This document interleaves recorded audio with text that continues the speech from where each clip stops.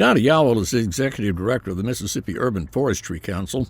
She and her organization are well aware of the dead trees in our landscape. We had a severe drought, and because the trees were put in a position that they were vulnerable to disease, we had a lot of pine beetles move in, as well as other problems, like I lost all of my hollies and magnolias.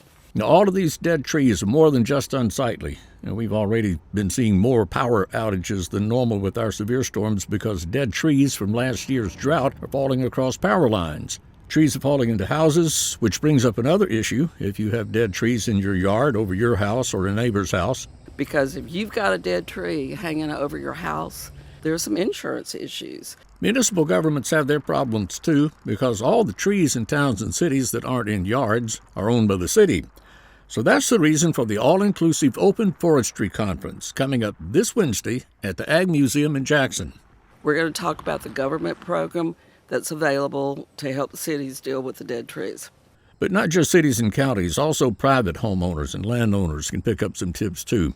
Because if you priced it, getting a huge tree taken out of your yard's expensive.